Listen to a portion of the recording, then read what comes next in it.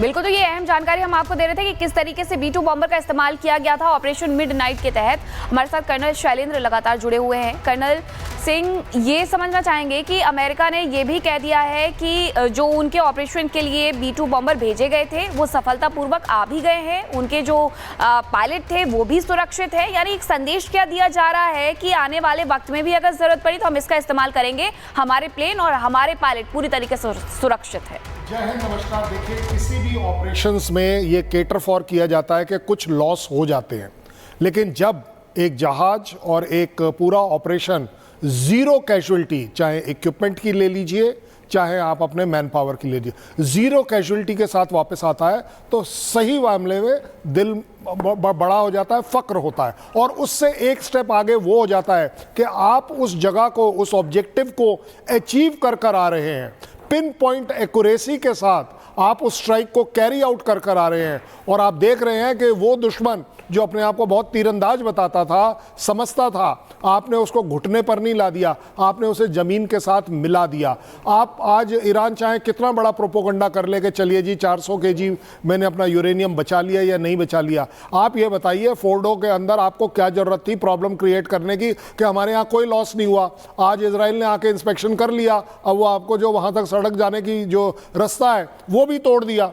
आप एक्यूरेसीज देखिए, इससे दिखाता है कि ईरान की जो स्काई है, जो उसकी वायु सीमा है, उसके ऊपर टोटल कंट्रोल इजराइल और यूएस का है, अदरवाइज आप आ नहीं सकते। इससे बड़ी बात, 37 घंटे की जर्नी, मेरे हिसाब से कम 5-6 बार रिफ्यूलिंग कम से कम करी गई होगी। और उसमें भी आप सोचिए कि हर उस प्लेन के अंदर सिर्फ दो पायलट जो अपने आप में रेस्ट कैसे कर रहे होंगे, 37 घंटे में खाना क्या खा रहे होंगे, सो कब रहे होंगे, अपने आप को जगा कब रहे होंगे, ये सारी बहुत बड़ी चैलेंज है। और सबसे बड़ा चैलेंज पता है क्या है? सबसे बड़ा चैलेंज होता है इस चीज़ की तैयारी करना।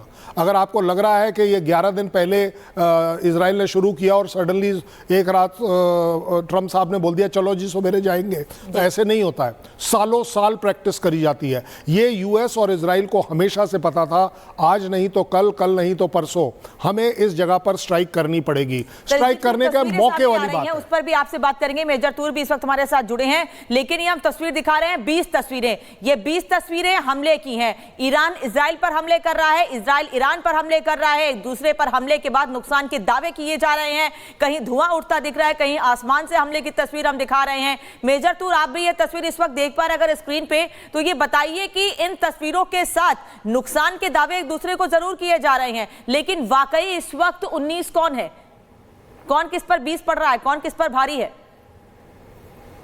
देखें, मुझे नहीं लग रहा, देखें इजराइल का बड़े सालों से एक ही मकसद था कि किसी भी रेडिकलाइज्ड मुसलमान मुल्क के पास परमाणु बम नहीं होना चाहिए, और वो इन्होंने अचीव किया है। दावा किया जा रहा है कि ईरान का न्यूक्लियर प्रोग्राम को ध्वस्त कर दिया गया है, पर इसकी पुष्टि तो कोई ना कोई इंटरनेशनल कमिटी ऑन ग्राउंड जाके चेक करके ही बताएगी।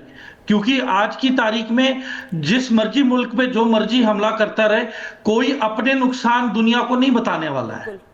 चाहे वो इंडिया पाकिस्तान के बीच की लड़ाई हो या फिर वो रूस यूक्रेन के बीच की लड़ाई हो, वॉरफेयर में अपने लॉसेस को मानना एक मिलिट्री ब्लंडर होता है।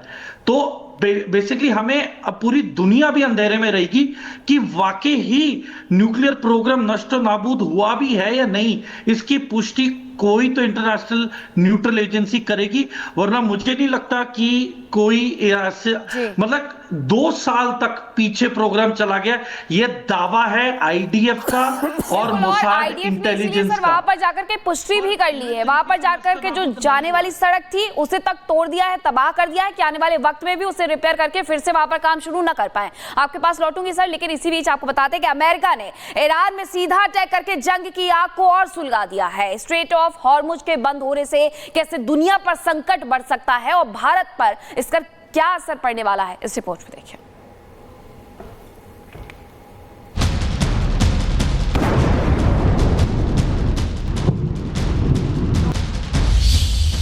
अमेरिकी हमले से बौखलाया ईरान।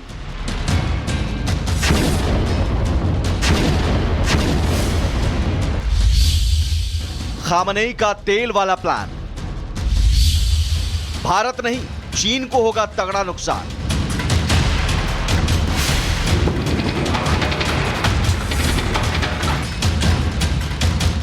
अमेरिका ने 1 लाख किलो से भी ज्यादा के बम गिराकर ईरान के 3 परमाणु ठिकानों को तबाह कर दिया, जिसके बाद से ईरान बौखलाया हुआ है।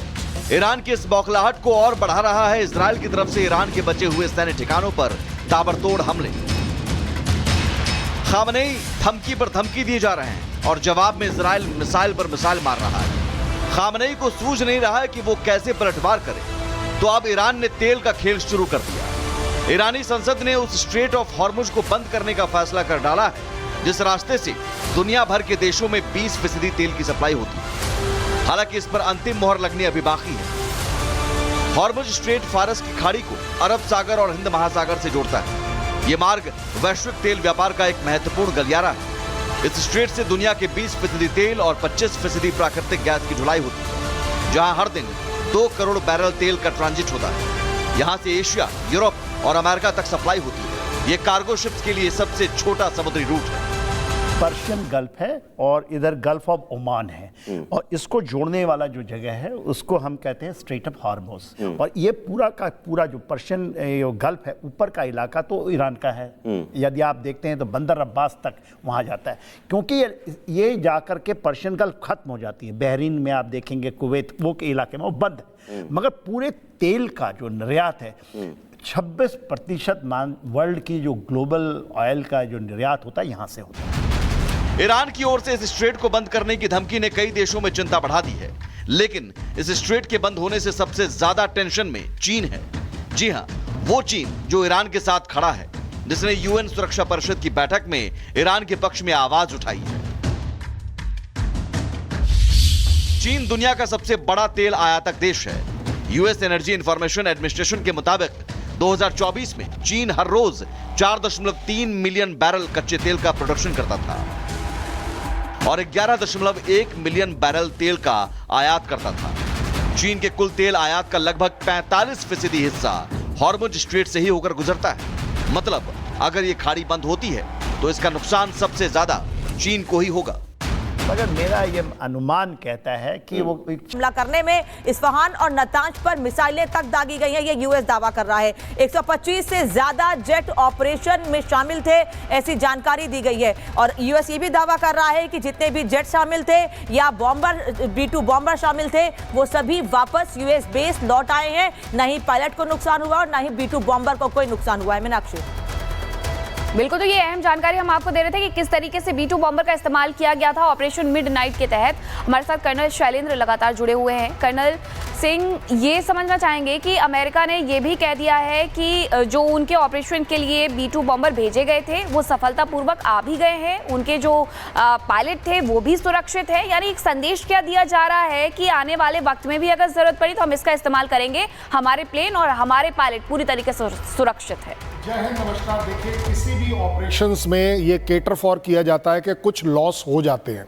लेकिन जब एक जहाज और एक पूरा ऑपरेशन जीरो कैजुअलिटी, चाहे इक्विपमेंट की ले लीजिए चाहे आप अपने मैन पावर की ले लीजिए, जीरो कैजुअलिटी के साथ वापस आता है तो सही मामले में दिल बड़ा हो जाता है, फक्र होता है। और उससे एक स्टेप आगे वो हो जाता है कि आप उस जगह को, उस ऑब्जेक्टिव को अचीव कर आ रहे हैं। पिन पॉइंट एक्यूरेसी के साथ आप उस स्ट्राइक को कैरी आउट कर आ रहे हैं और आप देख रहे हैं कि वो दुश्मन जो अपने आप को बहुत तीरंदाज बताता था, समझता था, आपने उसको घुटने पर नहीं ला दिया, आपने उसे जमीन के साथ मिला दिया। आप आज ईरान चाहे कितना बड़ा प्रोपोगंडा कर ले कि चलिए जी 400 केजी मैंने अपना यूरेनियम बचा लिया या नहीं बचा लिया, आप ये बताइए फोर्डो के अंदर आपको क्या जरूरत थी प्रॉब्लम क्रिएट करने की कि हमारे यहाँ कोई लॉस नहीं हुआ।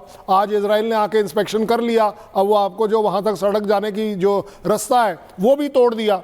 आप एक्यूरेसीज देखिए, इससे दिखाता है कि ईरान की जो स्काई है, जो उसकी वायु सीमा है, उसके ऊपर टोटल कंट्रोल इजराइल और यूएस का है।